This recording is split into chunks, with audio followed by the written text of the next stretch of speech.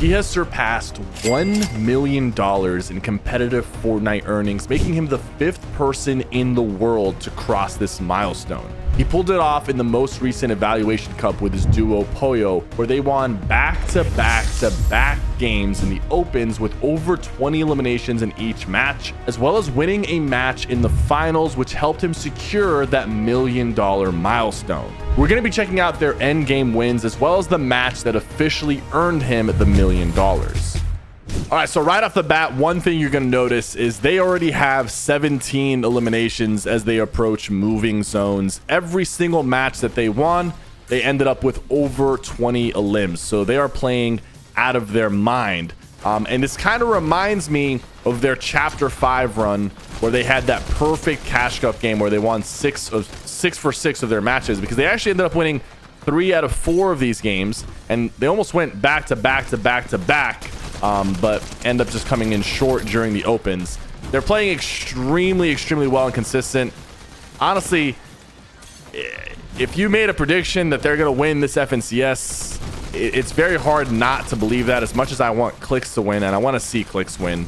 There's going to be a big uphill battle for that to happen, especially because heat number 3 is where Peterbot and Pollo are competing in, but that's also the same heat as Clicks and Higgs, as well as Iamzo and his duo. So there's a little bit of beef going on in heat number 3, which is going to happen this Sunday. I'll be watching it and covering the story as it progresses, but there are some rumors, not even really rumors, there is a strong feeling that Peterbot is going to try his best to stop Clicks from making it to the grand finals, which would be very unfortunate. I don't think Peterbot's gonna throw his tournament to make that happen.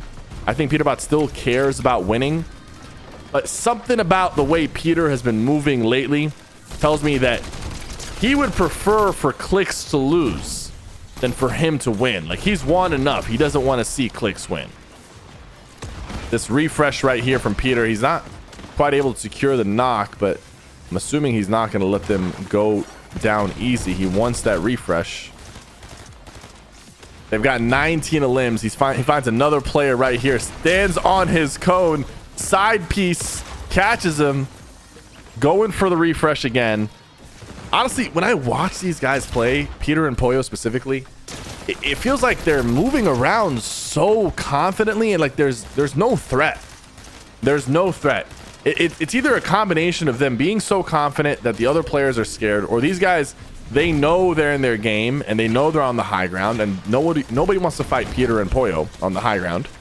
But like, so far, like, as we watch, we haven't seen a single player. Okay, there we go. That's the first guy who shot back. These guys are just like terrified. They're playing scared. Him shooting back did get him off of him, but he still ended up dying. Look at this, 24 eliminations. Now, this is in the opens, so a lot of these players, you know, they're not tier 1 pros, but they've got to be decent players competing in the same lobby. And there are some tier 1 pros that are in their end games already. So I see Peter's using the mythic assault rifle, the combat AR. I honestly love that gun. Between that and the burst SMG, it's kind of a tough pick. Pollo is just sitting comfortably on high ground the entire time, just like shooting down, also picking up his eliminations. They're kind of close on elims.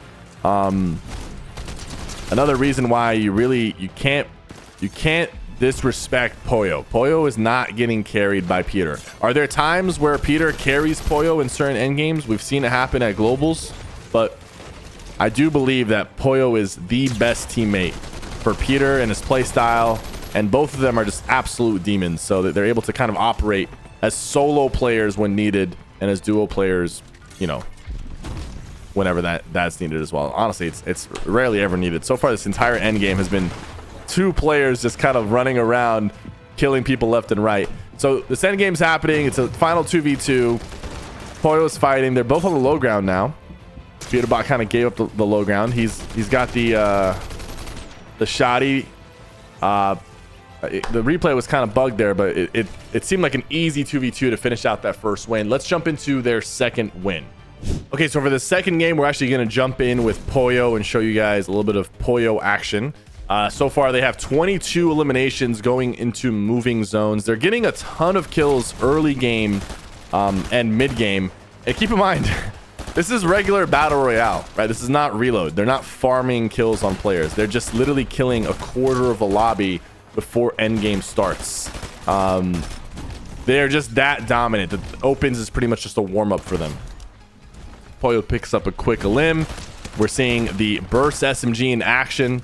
Extremely accurate with it. It's a very easy gun to use, but in the hands of a pro, it's obviously going to look even more ridiculous.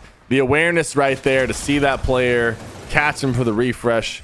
I don't know why that guy's not paying attention, honestly. I feel like you can't just be like sitting with your back open like that. Someone might show up and give you back shots. Wait. Hold on. Shoot you in the back. They get another refresh right here. 25 eliminations, max mats, max movement, max heals, double legendary weapons. Like, oh my god, bro. Like, if you're able to just get kills when you need, you don't have to worry about like having materials, having loot. You're always going to be topped off, always. But you have to be able to get kills quickly. That's what these guys specialize in. We're going to jump ahead real quick. See some good action, some good damage coming in with that burst SMG. All right, so they already have 27 elims. They actually end up finishing this one with 35, so even more than their first game. And the eliminations are pretty even. You know, Peterbot with 14, Poyo with 13. Everyone's doing their part. Poyo's trying to find these guys. He finds this solo player, quick one pump. They're both tied up 14 apiece. He's low on health, but like I said, he has maximum heals. He has a chug jug and 3 big pots. So he's gonna start popping the chug. One thing about Poyo and Peterbot is like it rarely ever comes down to a heal off. They kind of force the issue. Even though they have the heal off potential with a chug jug and they can easily stack up on medkits, they would rather just kill everybody before the circle closes. And I'm assuming that's what's going to happen in this game, regardless of how many people are alive here. 11 people, they're hunting, and eventually there's not going to be enough people to hunt, and the circle's still going to be there. So circle is closing in. Poyo is leading with 15 eliminations. They're at 29 total.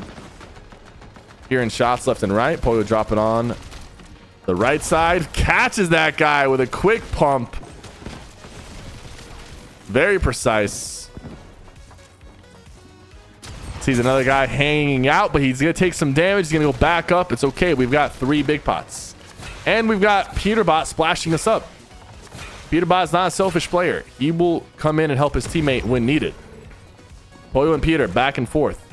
Either one of them can do the job.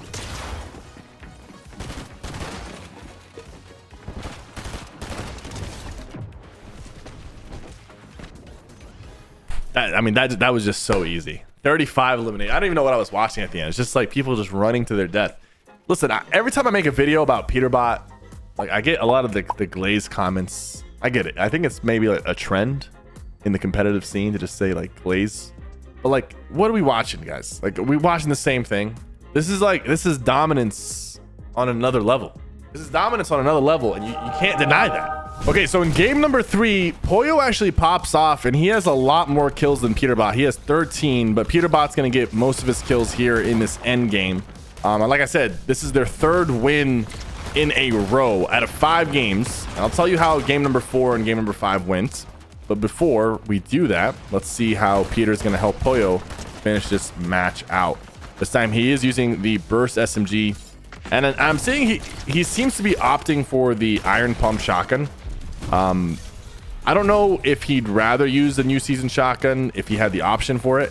Oh, that piece control right there. No, actually he did. There was a legendary, and he's choosing to keep the iron pump. I personally like the new shotgun for the season. I use it over the iron pump. But if I was as accurate and as consistent as a professional player, maybe the iron pump might be better suited just because you don't have to reload every single shot. And with how aggressive Peterbot plays, and this is a duos format, maybe in solos, if you're only fighting one person at a time, like you're gonna take the do you guys agree with me that that's a very forgettable name, the Chaos Reloader? Like it just doesn't, It's not memorable. It's a good shotgun. It just does not. I need something more for the name of it. It looks like right now, Victor V, one of the youngest professional players in the world, made a video with him a while back. He's trying to challenge Peter, and that's not going in his favor. I think he might die to Storm here. No, he's down to just like 5 HP. Peter's on the high ground, putting some pressure. He's going to drop in, take this guy's wall. Doesn't get the wall. Taking a lot of Storm damage here. Got to be careful. Ooh. That could have been bad. Peter's still challenging. Gets the kill on the refresh. Oh my god, I thought that was Pollo for a second. Peter's playing very reckless right here, but I guess after you win 2 games in a row, like, you don't really care anymore. You're just like, we already qualified for finals. There it is. A little 23 elimination win for them. Now, game number 4, they actually almost went 4 wins in a row. They came in 2nd place with 29 kills in game number 4. So they got first, 2nd with 29 kills. Game number 5, they got last place with 0 kills. They died right off spawn. But that's okay because they qualified for the finals, and that's where they're going to make their money, putting Peterbot over $1 million. Let's see how they did in the finals against the other professional players. Okay, so in this finals match, they only have 1 elimination 21 minutes into the game. Of course, it's because the other players are now all tier 1 pros. You got Booga, you got Yamzo in here, Craze. There's just a bunch of professional players in here, so it's going to be more stacked of a lobby. And the way Storm Surge works, you don't want to take that much damage because damage that you take now works against you. So they're on the high ground. Pollo is going to pick up an elimination here. Peterbot's in Storm. The way they handle these super stacked end games with the top professionals is it's even more impressive because you know that these other players are also extremely talented. And this is where they're required to be a little bit more strategic instead of just brute forcing their way to eliminations. Pollo's staying ahead of the circle. He's using the pistol. They're actually both using this pistol. It's been very popular and competitive this season. So if you've been playing any of the cash cups, definitely give the pistol a shot. The fire rate is really good. The headshot multiplier is also really good with it. As well as, like, it's a good way to conserve ammo. If like your teammate is using an AR, you can use this pistol. It's just as accurate and it's gonna do a lot of damage and apply pressure to builds. So not as many resources now because they don't have 30 eliminations going into the end game. Pollo is down to 200 wood, but if they get this win, it's going to secure the cash prize to get that $1 million milestone for Peterbot. But we're going to watch Pollo because I think he gets a decent amount of eliminations, and we'll swap back and forth here between Pollo and Peter. I kind of want to see what Peter's doing here. So this time we do see him with the Chaos Reloader. And he does have the mythic assault rifle as well. So this is a good way for them to conserve ammo. Josh Riley, who we made a video about recently, there he goes down to Pollo and Peter. Peter's going to get the refresh, goes up. He's got the shield bomb down. He's got 6 overdrive grenades. I'm wondering if he's going to use these in the end game. Booga's on the low ground. Someone just pulled up on Peter. He's not looking very healthy. He's fighting Pollo. Pollo's having to fight this guy by himself. How is he going to handle this fight? Peter's going down. Pollo's going up. Oh, I like this. I like this. What's Peter doing on the low ground? Pollo drops out on Booga's head. They're now going to play on the low ground. Wow. The way they split up in the end game and both got done. Both got work done. Sorry. Family friendly. Extremely impressive.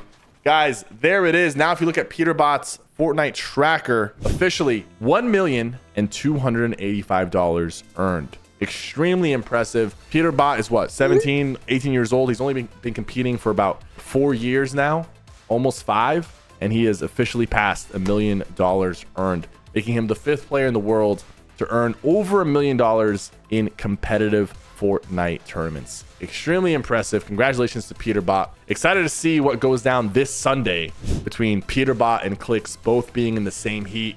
It's going to be spicy. I will be watching, and I'll be posting a video once it happens. So be sure to like and subscribe. I'll see you in the next one.